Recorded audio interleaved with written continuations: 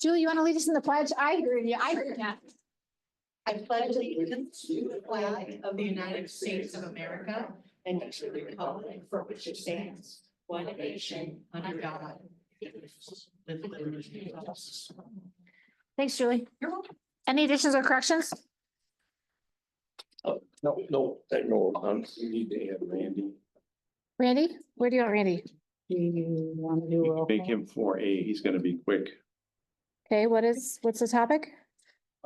Josanna's replacement, Oh, replacement.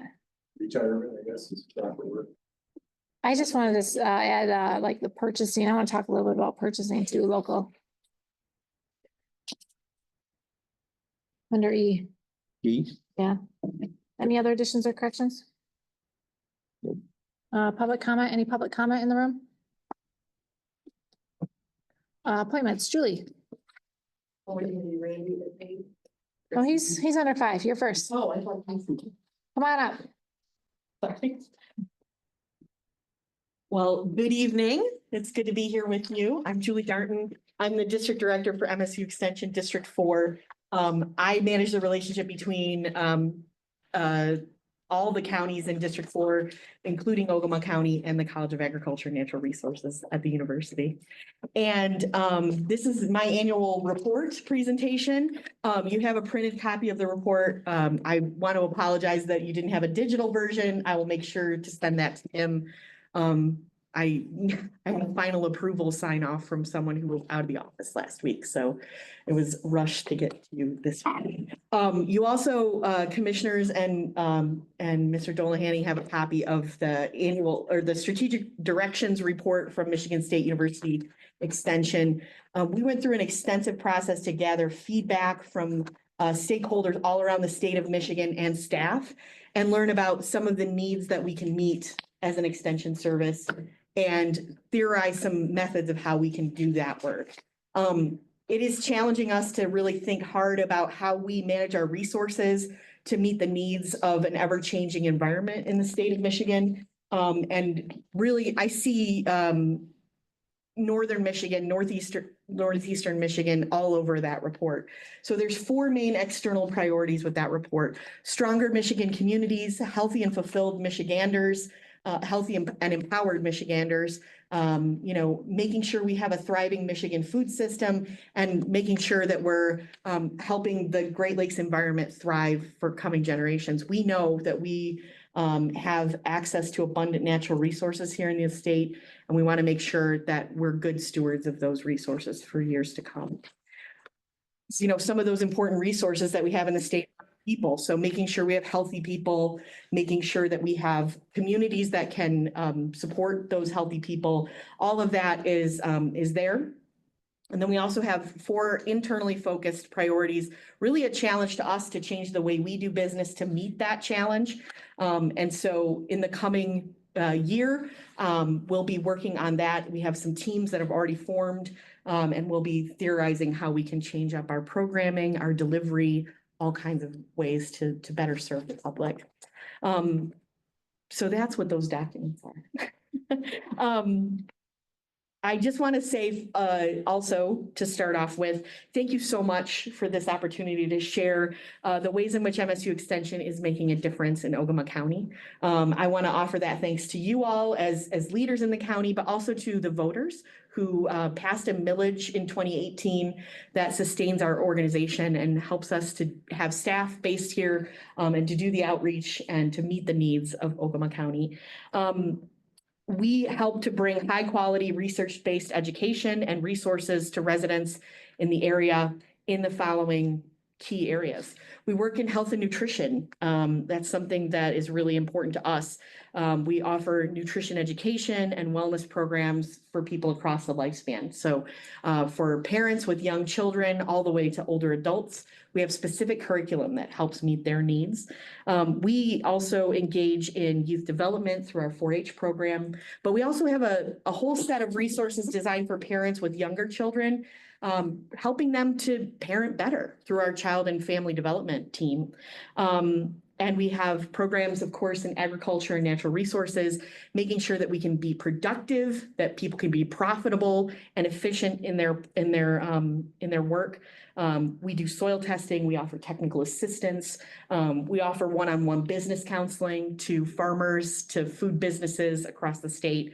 And in communities, we do strategic development, we provide training and assistance to local communities. So one example of that is I had an opportunity to help with a strategic plan for the Ogemaw County EDC this year. So that's a 2025 accomplishment, but we're looking back also at 2024. So in 2024, more than 200 youth were participants in our 4-H programs here in Ogemaw County, learning to be part of teams, to have responsibility, to be positively engaged in the civic environment. We help them experience success with livestock projects through programs like shooting sports, learning about financial literacy, and ways to express themselves through creativity. We deliver educational programs on health and nutrition, as I said, helping people make healthy choices and stretch food dollars, be good stewards of their budget. We coach and support people to change their environment, to change policies, and their systems around them that enhance their ability to make healthy choices.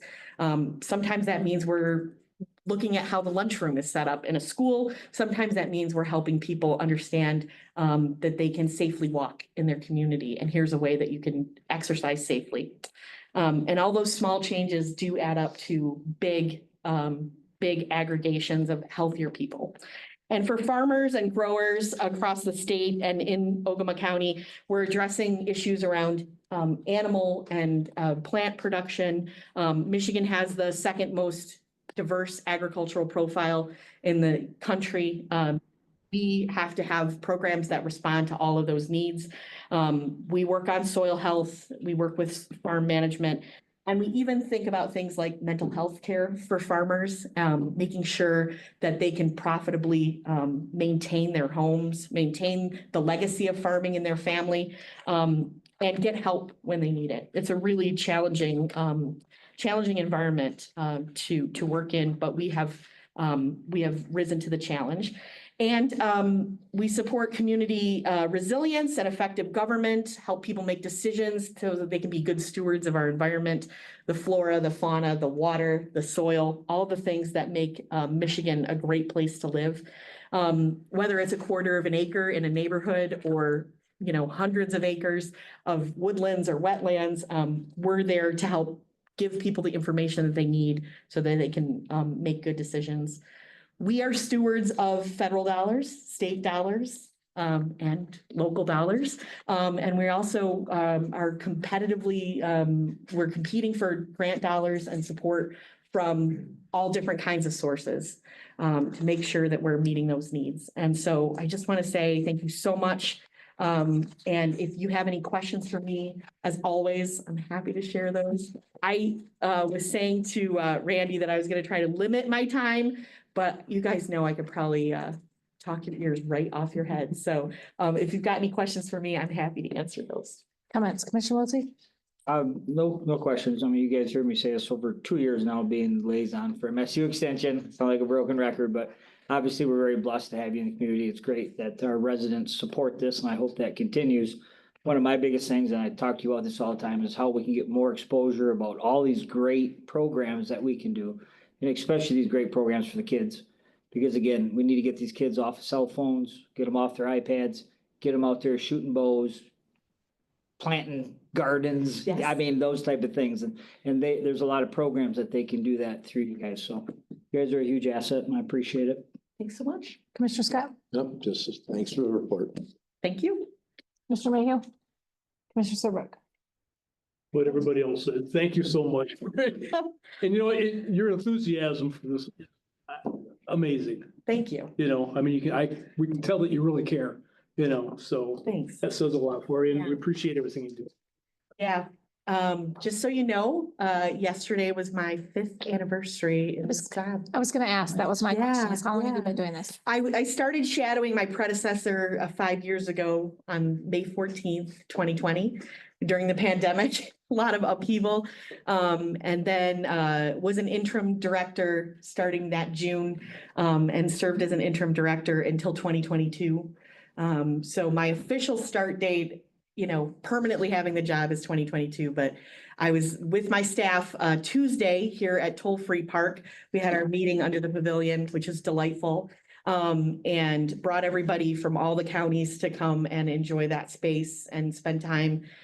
We had a presentation from NEMSCA about how we can better serve people living in poverty and grow in our understanding of how we're meeting those needs and reducing barriers for people. And that was a really great, I think two very strong organizations working together to grow in awareness, and having my staff here in West Branch was just really fun and lovely. And I told them then that I still wake up every day excited to come to work.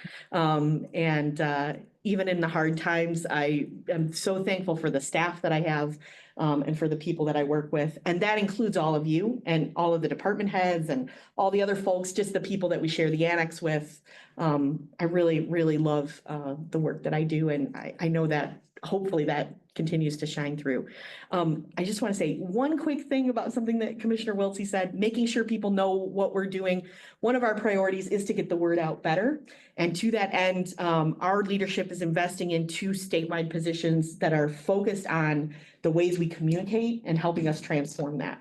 Obviously, we know how to talk with passion about the work that we do and the things that we research and the programs that we deliver education around.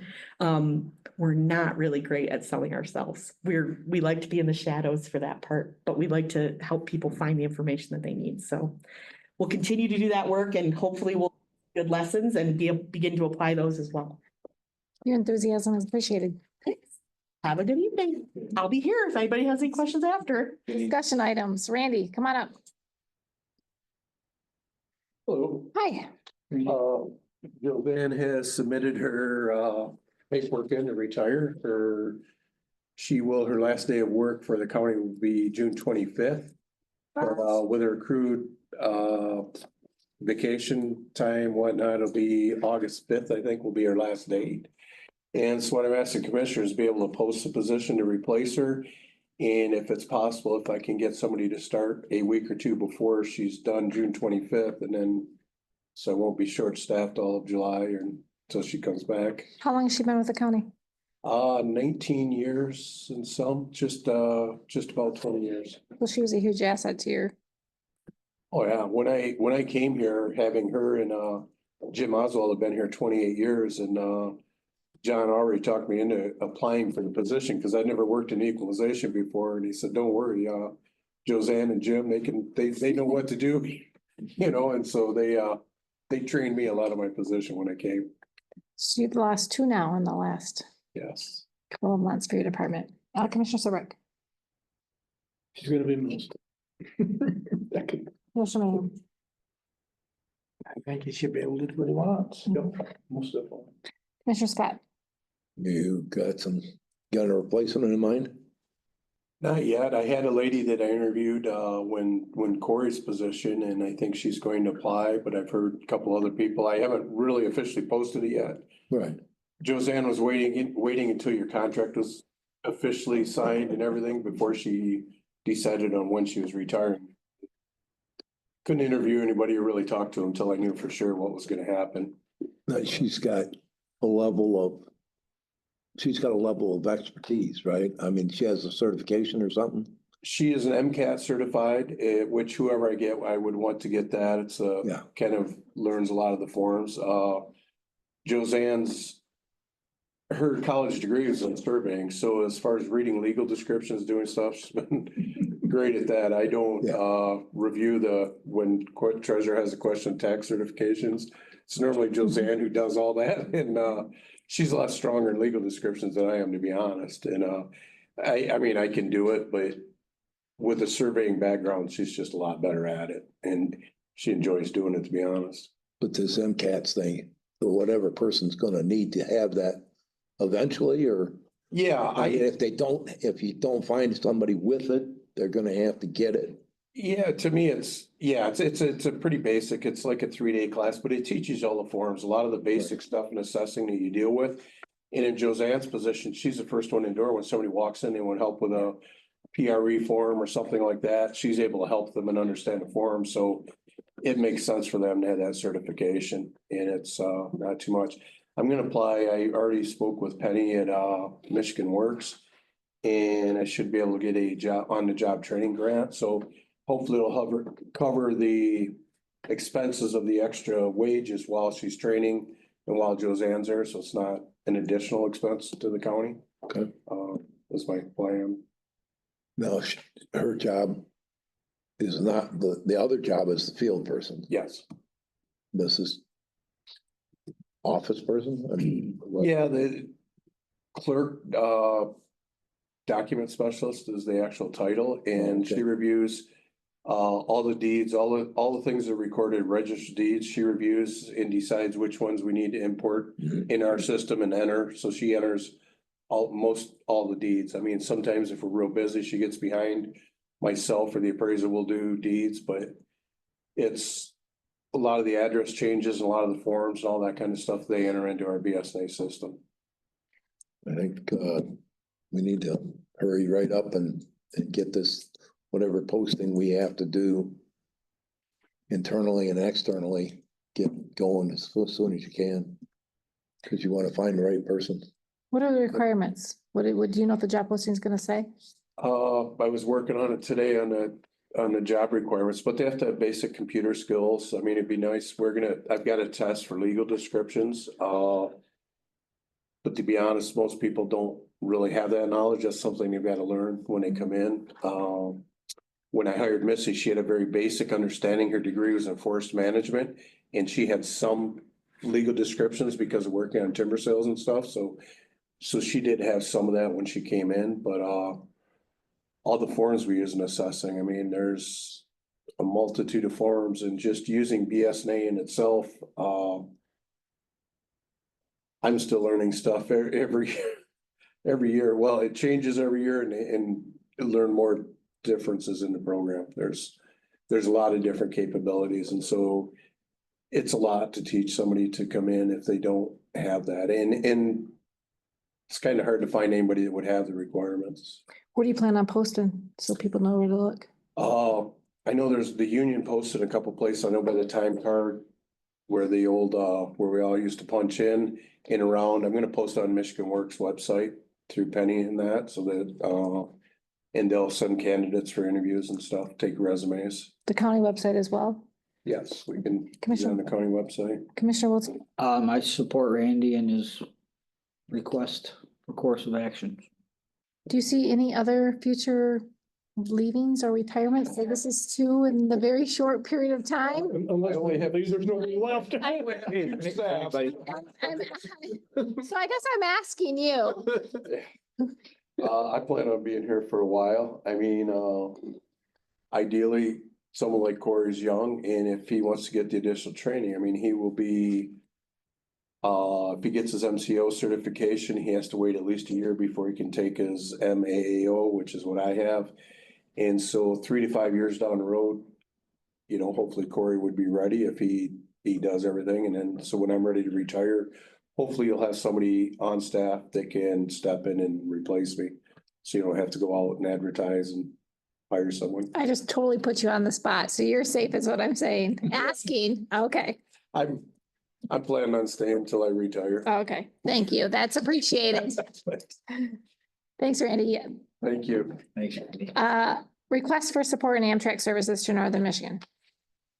Got the email from Louis Valance and a copy of a resolution that he had attached from Saginaw County for bringing Amtrak service to Northern Michigan. Now, I think he said at the last meeting that this would not be a service that's provided to Ogemaw County, and I believe that's correct. I've only heard of a proposal to start a train in Ann Arbor and send it up to Traverse City. So obviously, we're not on that path. But he was seeking support from obviously Ogemaw County, but I'm assuming he probably sent this to a number of counties, asking for a letter of support for that effort. Honestly, I don't even know where we would send it at this point, because I'm not sure that there's an official, move by Amtrak to add lines. But be that as it may, if we have a resolution, then whoever would need to receive a letter from us, we could arrange to have that happen. Comments, Commissioner Wiltie? No, I mean, it's obviously we had some questions about, you know, some of the exacts on this, but kind of like Tim said, from what I was doing a little bit of research, looks like it'd be more west of us, but obviously bringing people up north and eventually down the road, you know, maybe it would link to head east and which could bring people into the county, and so I support this. Commissioner Scott?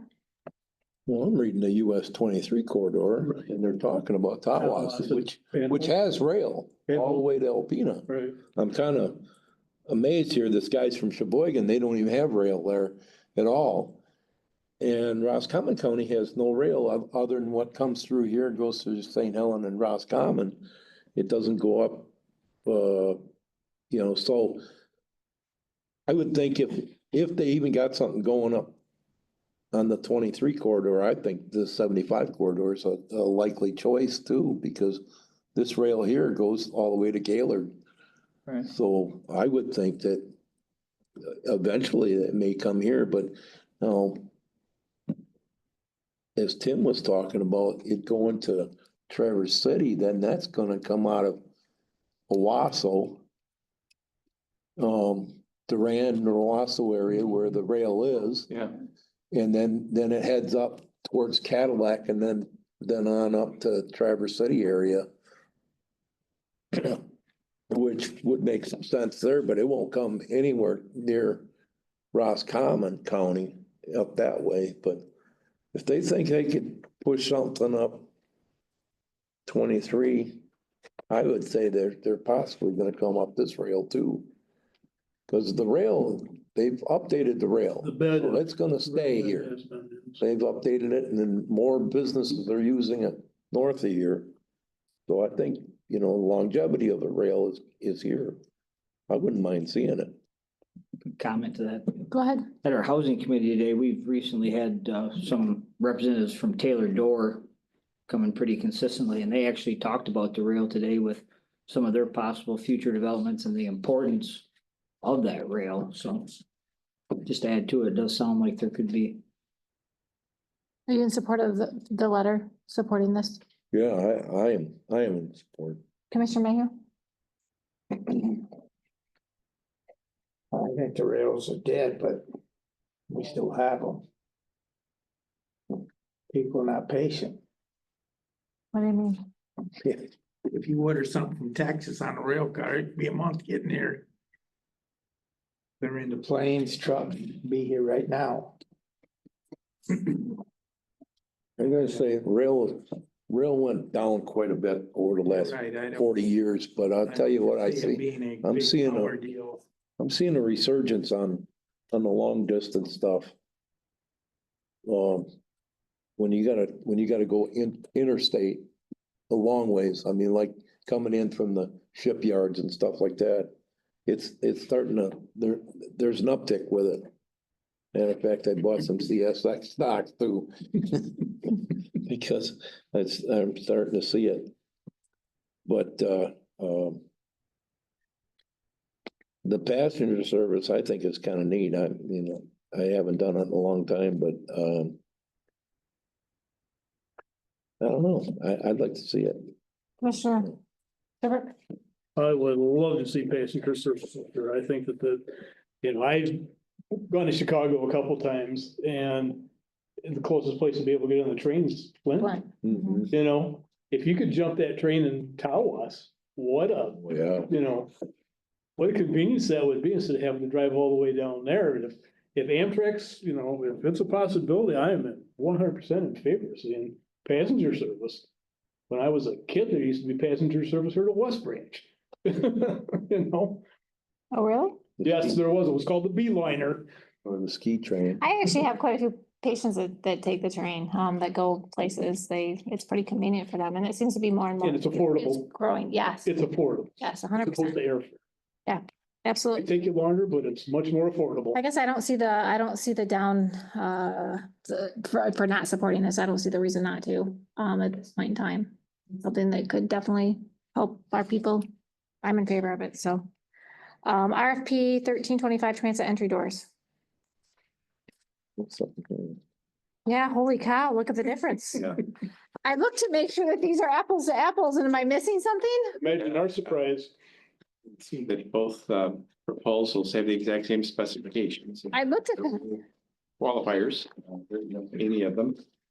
Just for some history, this is the same RFP that you saw 10 RFPs ago for the entry doors, but unfortunately, after we accepted the proposal of Miller Construction, it took MDOT so much time to make their final approvals that the bid actually expired, forced them to put it back out to bid. And that cost, if we're just looking low bid to low bid, it's going to cost us $1,250 more because of that delay. It is what it is. No, there is no difference in terms of what's been bid other than the price. And yes, it's pretty stark. Almost double, well, more than double. It's more than double. So I could only offer. Not quite, but close. speculation as to why. But I can certainly support the recommendation of the transit committee that you approve the low bid. Commissioner Wiltie, you want to take the lead on this Yeah, so we, committee? yeah, Commissioner Serbrook and myself we had our transit meeting today. Of course, Tim was there. Yeah, it's, it's a shame that we've already went through this. Miller Construction, won the bid the first time at, like Tim said, well over $1,000 less than this, but costs have gone up since then. But because of MDOT's lack of being able to get things done, we have to rebid it. Now it's costing us more money. But I told the committee today, the second bid is just obviously it's a company that wants to win the lottery. They're not really interested in the job, but we're going to put a huge number, hoping nobody else bids because obviously there's not many companies bidding. And that's frustrating because it makes you think about some of these other bids that we've awarded lately. And I've been very vocal about this. And I know there's nothing that can be done about it, but we get one bid, it makes you start wondering a little bit about some of these costs, but I was not impressed at all to see this today. But again, we as a transit committee, we're at where we're at now. It's gonna cost us more money. Those doors do need to get done. This is grant funded. So we definitely supported the fact of Miller Construction. Just so the public's aware, one bid was $12,198. The other bid, $29,760.47. So just so people are aware, and that is the exact same proposal. Correct? Yes. Okay. Yes, Commissioner Scott, Well, the first time Miller was the only bidder, correct. so at least we got a competitive bid. I mean, At least we got another bid. another bid, okay, okay, but at least we got two bids out of it. That's better than we've had in the past. Agreed. And I was not, I didn't understand this at first. I thought this was the new building and Mark corrected me. It's the old building and it's 3 different doors. Yes. Correct. So Pedestrian all doors, glass doors and stuff like that. So, heavy duty doors. yeah. Commissioner Mayhew?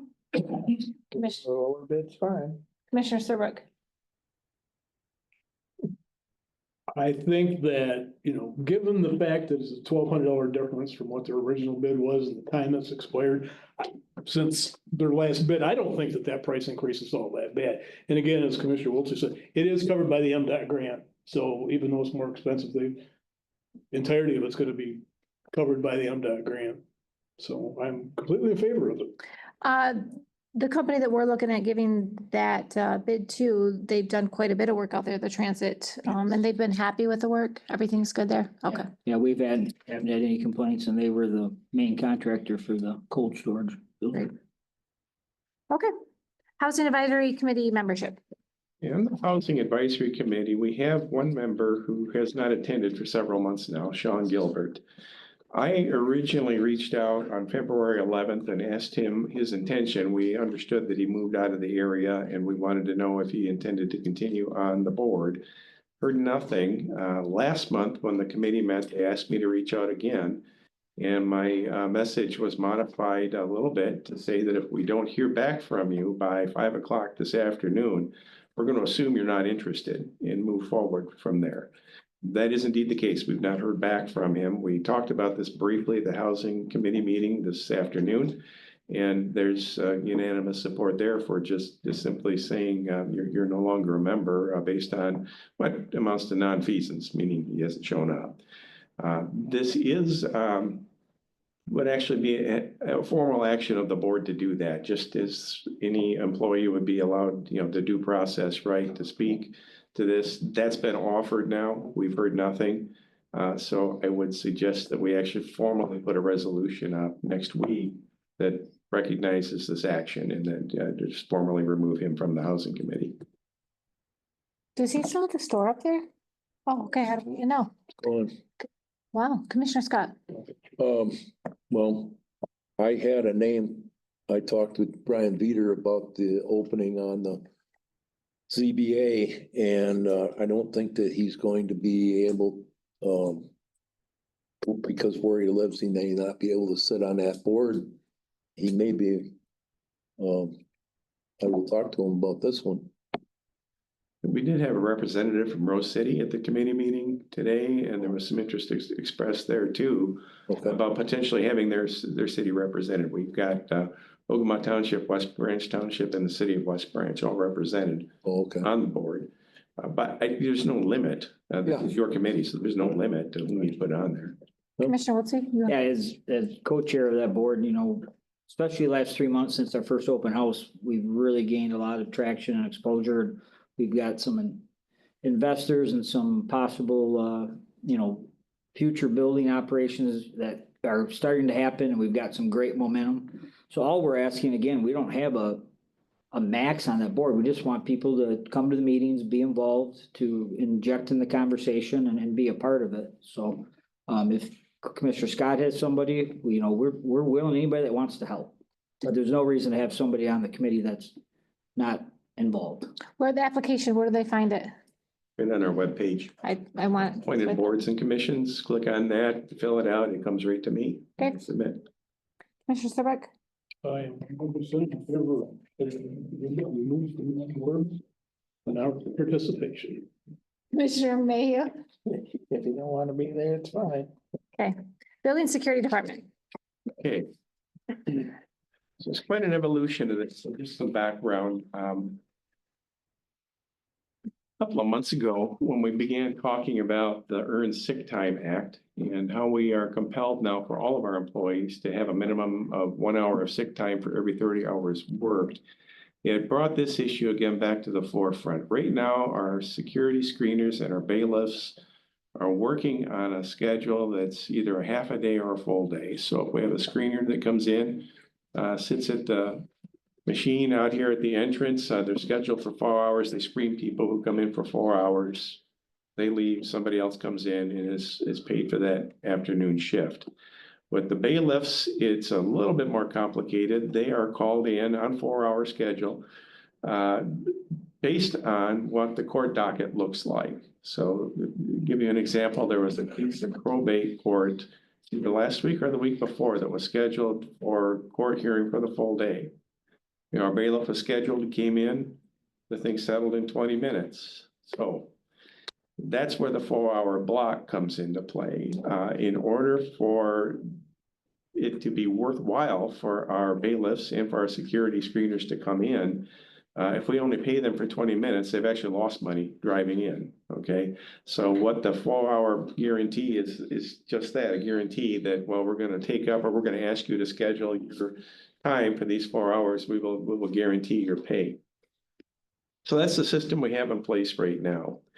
It was brought to light actually through the law enforcement committee that there was really no structure in place. And this kind of surprised me when we first heard this. No structure in place for instance, if the courts had a question about the bailiff, who do they go to?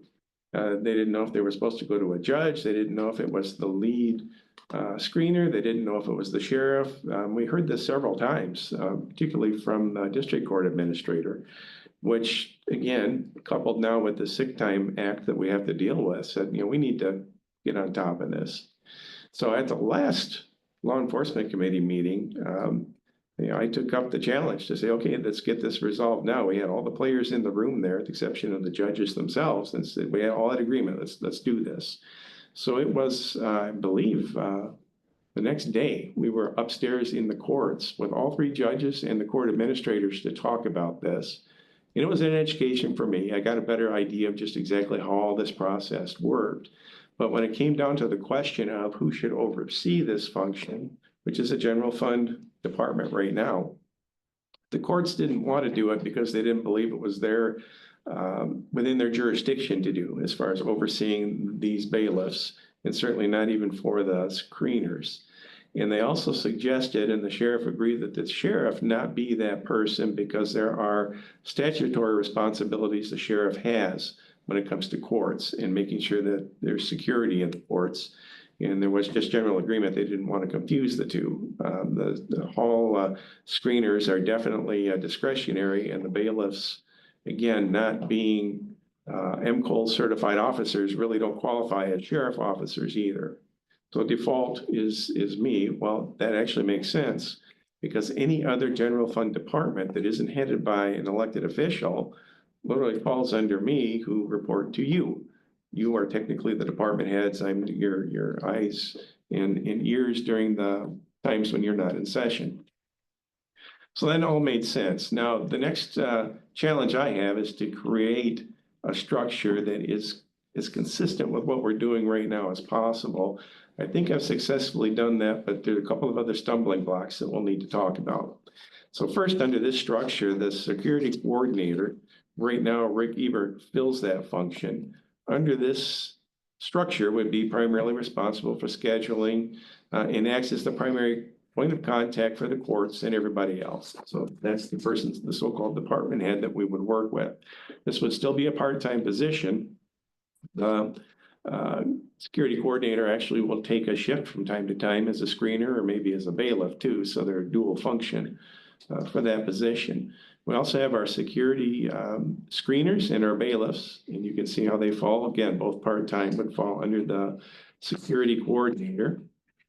And under this structure, and I will write this up formally and more about that in a second, but these positions, again, we can do just as we do with the overtime rule for our sheriff deputies. If you're called in as a sheriff deputy after hours, it's not your regular shift, you're called in, you are guaranteed a 3-hour paycheck at overtime rate in their case. That's incentive to answer the call, but it's also, I think, fair then to the officer who is woken up at 2:30 in the morning to come out and deal with whatever it might be. While using that ideology, saying, okay, we'll still guarantee our part-time security screeners and bailiffs that 4 hours too, again, gives them incentive. If we're only going to say you're going to get paid for 20 minutes, we're not going to get anybody. And they're not even going to know that, frankly. They're going to get scheduled for that full day hearing or that half day hearing. They're going to get here and in 15 minutes, they're done. That's not something that's really going to encourage people to apply for that job. So that's how we overcome that. The afternoon shift, though, there's actually an extra half hour. The way we're working it right now, there's an 8 to 12 shift and a 12 to 4:30 shift. The way we're paying right now, that doesn't matter. That extra half hour, you're not recognized for that. You're just simply getting your half day pay. Under this structure, the hourly rate would apply. So in that case, that person, they're going to work the extra half hour, they're going to be paid the extra half hour. That one, as far as the guarantee is concerned, those are pretty consistent. You're going to get the 8 to 12 shift or the 12 to 4:30 shift. We have the individual who is out there right now working well past that 4:30 time, but under our current structure is not recognized for that with pay. So this would correct that and have the added advantage of keeping us consistent with that new Sick Time Act so that he's working these extra hours. They should count toward the accrued sick time. The job descriptions right now are lacking, but that I will follow up with. That shouldn't be too difficult. We do have budget right now for our hall security and our bailiffs, but the bailiffs are all right now accounted for in the various courts. So district court, circuit court, and probate court, and friend of the court all have bailiff line items. Well, except the friend of the court, the other three are all general fund departments. So what we will do then is bring forth a budget amendment that takes all of those lines and puts them under this building security department structure. So everybody's in one nice neat box. We can keep track of all of it on the financing. On the pay scales, I was surprised to learn a couple of things. Number one is that we have two different rates for the morning and the afternoon security screeners. So the guy in the afternoon, not only is he working the extra half hour, he's not earning as much as the guy who's working in the morning. So we need to fix that. And right now, our bailiff coordinator is what the position's called. We'll call it security coordinator in this new format. Is actually earning less than the security screener out here, but he's the guy that's in charge of scheduling and signing off on timesheets and all that. So the proposed rates fix that. We would just unilaterally, for any of these positions as bailiff and security screener, you would earn the $21.71 an hour. And the security coordinator would earn an extra $1 an hour for recognition of the additional work that person does. This would not, other than what I just mentioned about moving those line items out of the courts and into the general fund building security department activity, this won't require any additional funding. Those dollars are already there, already budgeted. We budgeted a little bit more each year, particularly on the bailiff end, because we don't know how many court cases the bailiffs are going to have to be called in for in any given year. They've not yet gone over budget on that. So I'm very confident in saying we don't need to add any money to it. We're just structuring how we do this a little bit differently, putting a little bit more certainty for everybody. And I think we've got all the bases covered then in this format. I've spoken with everyone involved and all are accepting of what I just said. I actually sat down with Rick for quite a while yesterday and went over all this. And again, his main concern was by going to an hourly rate that these guys are not going to come in if they're only going to get paid for 20 minutes. I think we've got that resolved with the 4-hour guarantee. So that's where I am. I guess, and then I'll let everybody, this is more responsibility, obviously, on you. Are you able to do this? My responsibility is going to come down to approving their timesheets every other week. The security coordinator is the one who's going to be doing the legwork of scheduling the individual, scheduling bailiffs, scheduling security screeners, and to make sure everything's covered. And we'll be dealing directly with the courts when they have questions about their bailiffs or whatever else might come up. So for me, the additional time is negligible. Right now, I'm already in the lineup to approve these timesheets. It'll actually be a little bit more efficient because right now we have to go through the friend of the court's approval, the 3 courts approve, and then I approve. That will eliminate 2 of those steps. It will just go from the security coordinator directly to me, just like equalization does, planning and zoning and so on. But I'm already touching that every other week anyway. So as far as any additional work on me, there really isn't any, unless there was an issue with the security coordinator, if we have to do a performance review or something like that. So the security coordinator currently is not doing anything with the bailiffs? He is. He is. He is scheduling bailiffs. He is scheduling the screeners. So it's not really a whole lot more for him neither. It's not. It's the same work.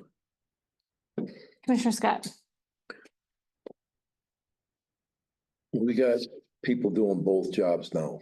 We do. And we're gonna continue with that. Yes. Are we just gonna call everybody one title and then they put them in different positions on the schedule? Or is there gonna be a bailiff and then there's gonna be a screener? I've not been upstairs in court yet to notice. Are the bailiffs uniformed when they're up there? Do they have any kind of identification? Yes. The pocket thing, just like the, Definitely got the pocket and they're wearing a. They wear a Sport jacket. coat. Yeah, they wear a jacket and tie. Yeah. I don't have a horse in the race in terms of their title. If there was one title. Well, I just don't wanna get- Or a bailiff. I just don't wanna get to the point where all of a sudden the guy says, well, hey, wait a minute, I'm a bailiff, Right. you know? Or I'm a screener or something like that, or, you know, if the coordinator puts the same guy in the bailiff job every day, that's fine with me. Mhm. You know, if he puts one guy in a screener job every day and the guy never goes in the courtroom, that's fine with me. That's up to him, you know. I just don't like the idea of having two different levels. And if we go with this proposed pay, then there's no discrepancy with that either. Right. You know, security, whether it's courtroom, whether it's hallway, it's security. And that's all you are. Yeah. I like the idea a lot. Help me come up with a title. Security. Security. Security. Courthouse security, Building Courthouse. security. whether it's court secure, where it's the building itself Building or in the security. courts themselves. County Ogemaw building. County building security. Courthouse. County building, security, whatever, yeah.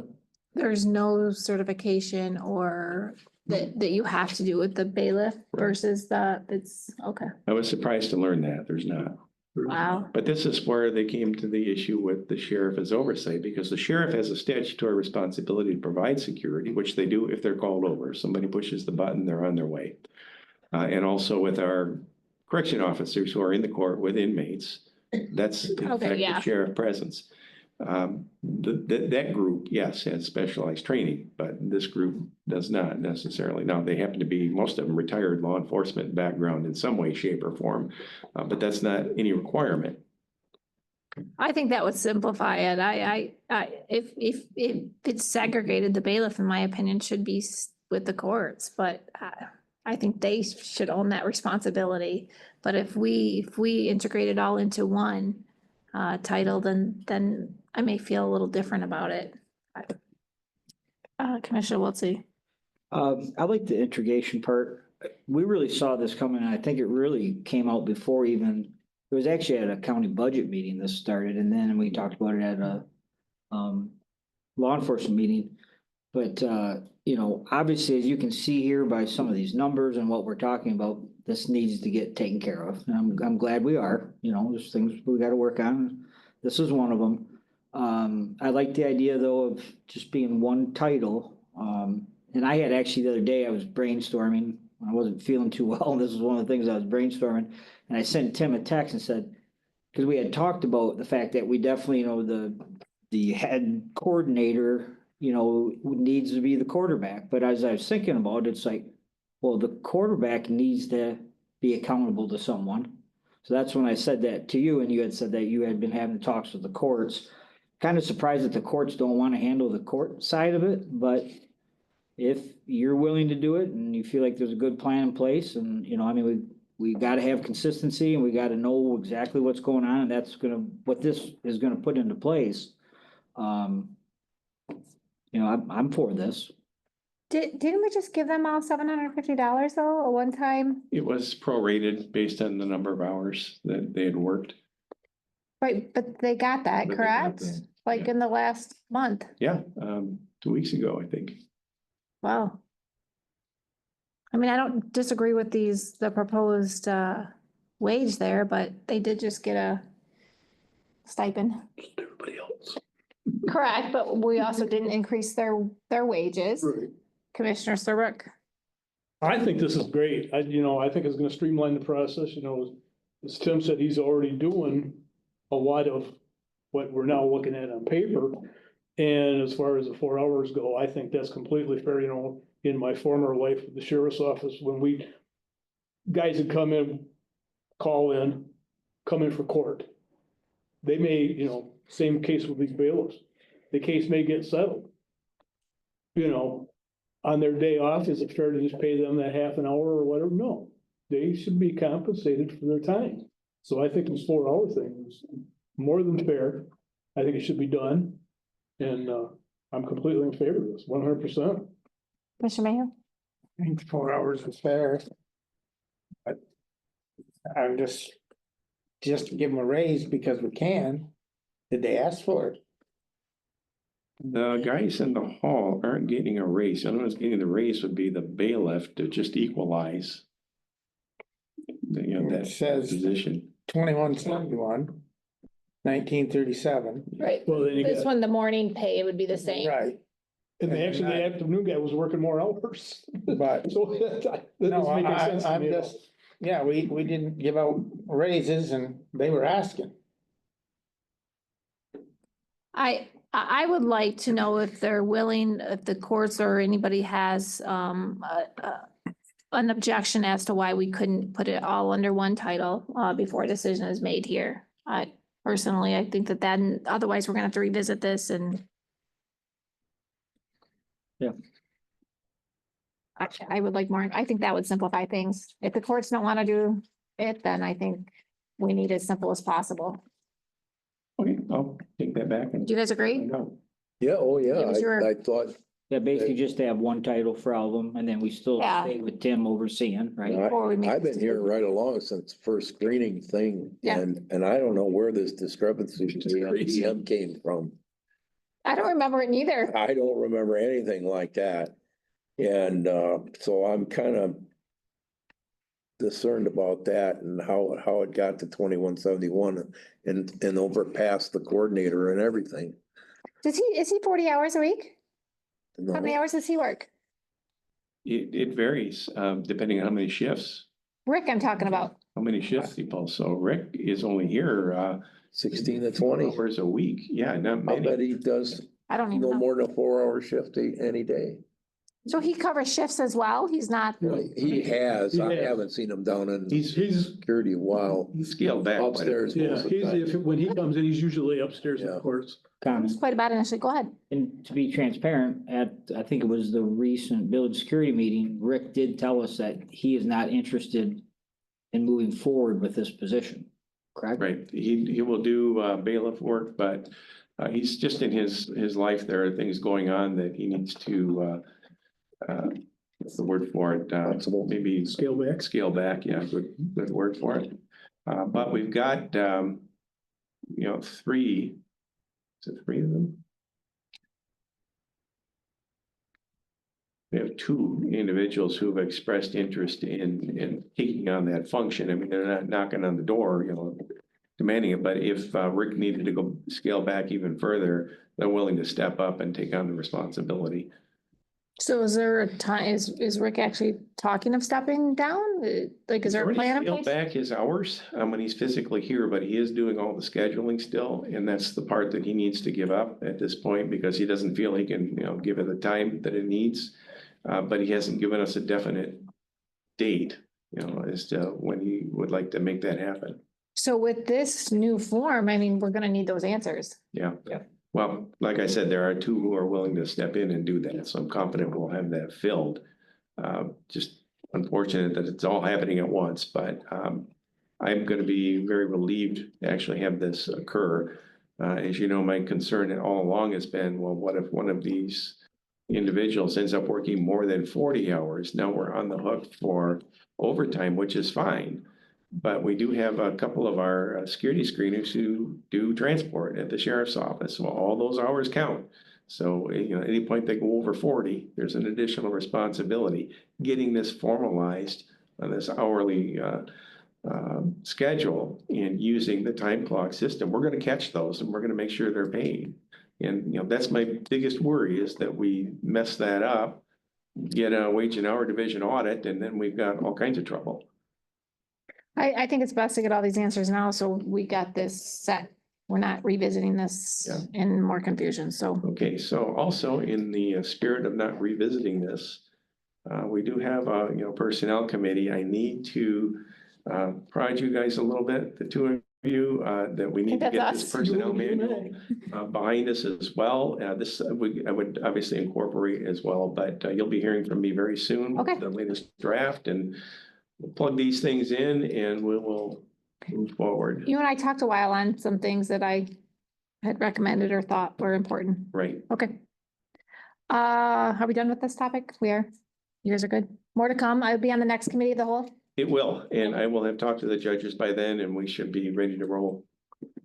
I had brought up at the last meeting that you were not at, as far as I did claims, as Commissioner Mayhew and I did claims.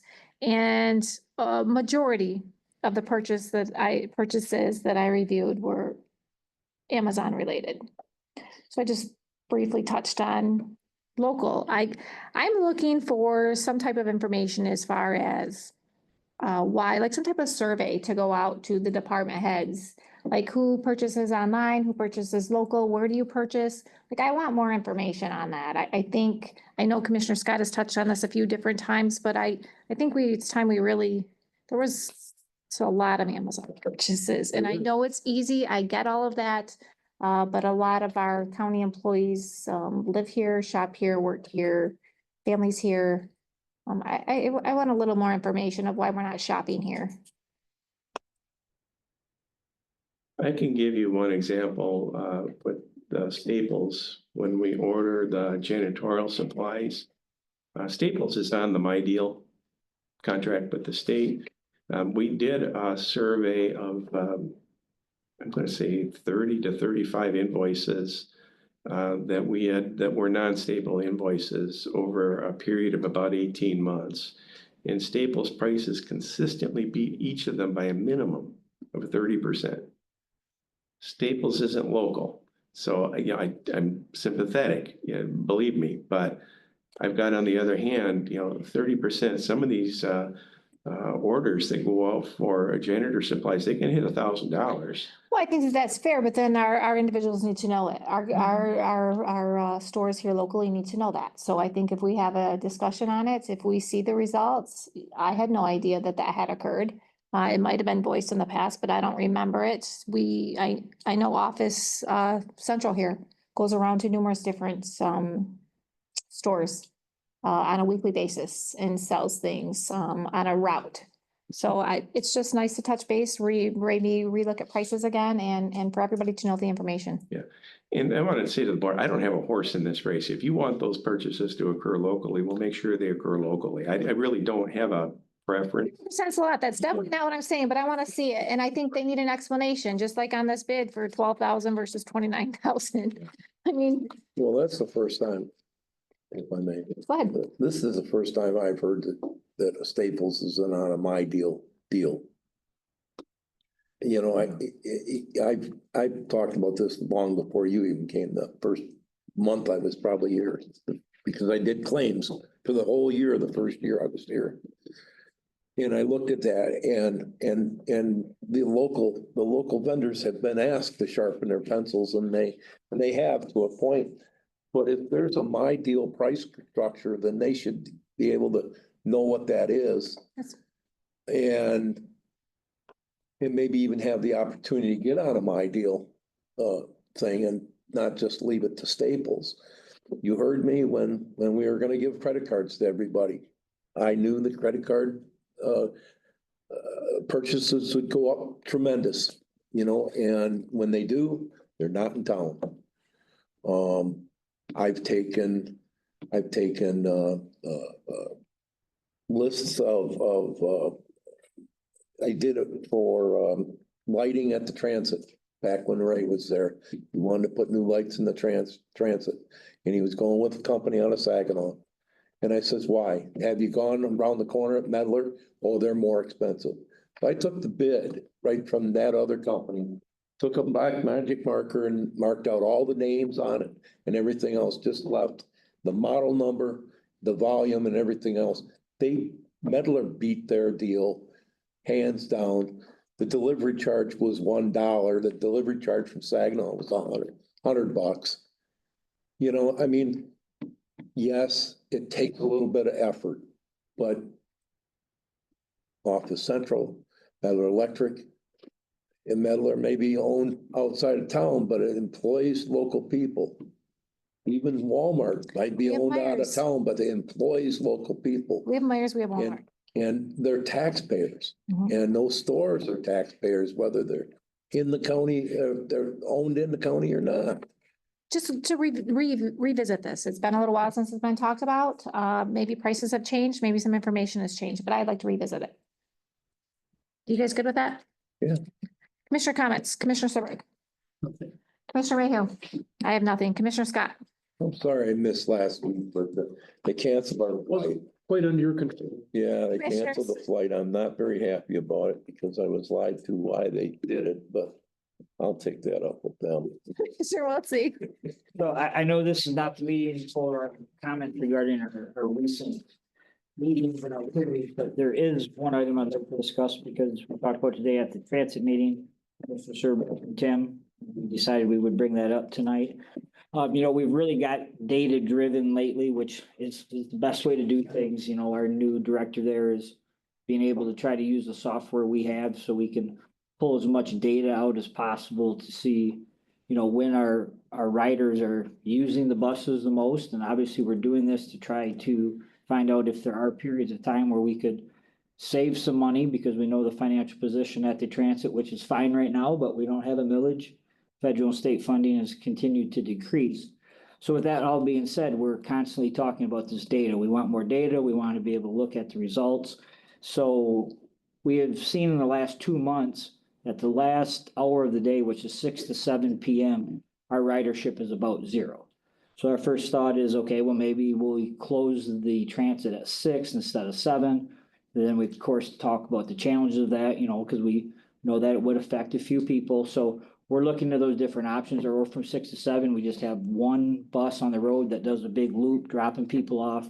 But anyways, we're looking at this because we're trying to do anything we can to save money at the transit. So we just wanted to give you guys heads up that there's gonna be some more conversation on this. Tony has a meeting. He's been very consistent with group meetings out there at the transit. And he has a meeting next week and he's gonna give the team a heads up that, we're looking into many different options to try to save money at the transit. So that was just to kind of want to give you guys heads up that, at our next committee of whole meeting, we'll have more information for that. Why no millage this year for the They don't. transit? They don't- I know, but why are we not putting it back on? Why not we? Why is it not being, the school passed one that failed? Well, we would have had to, pay for that. I'm asking, We that's what would I'm have had to looking, pay for that election. I'm asking. Yeah. Transit committee, Oh. because I had a couple public, you're not on the committee. individuals ask me. I mean, you're not sitting on the board. I don't Has sit it on been the transit been board. discussed? That's what I'm asking. Oh, yeah, millage was on our agenda for a long time and we did discuss it. Basically where we're at, we understand the residents. They're taxed out. We understand the importance of the public transit. We know that we have a new director that, of course, by using this data-driven records, we can try to save some money. We possibly are a little bit rich on a few things and we need to back off. We just can't keep asking our residents to pay more and more and more. Maybe there are things that we can do to save money. We have lost Saturday service, but if we can find some other areas where we can save money and then basically be able to keep a good financial position. And in 2 years, if we would ask for a millage, it could be a light millage to just kind of support us. We'd have another 2 years to see what state and federal funding is doing. A light millage on the residents, or if we can make the public transit run where it's at, where we don't have to do any millage at all, well, then thank goodness, then we're really doing our job and making it right, so. I want to know if it had been talked about. It costs about 58,000 to do a countywide. Millage. Okay. Anything else? Well, we'll have an election in 26, a gubernatorial. I wanted, again, the school failed and they put it back on and they passed, and I just wanted to know what the discussion was. I had a few individuals ask me, and so that's why I asked. Yeah, if we would put county millage on it, county would have to pay for it. School paid for it because that was theirs, so. Correct. Public comment. Any in the room? Public comment on the phone? Motion to adjourn? Yep. Support? I. You good? Good. Good night, everyone. Bye. You as well.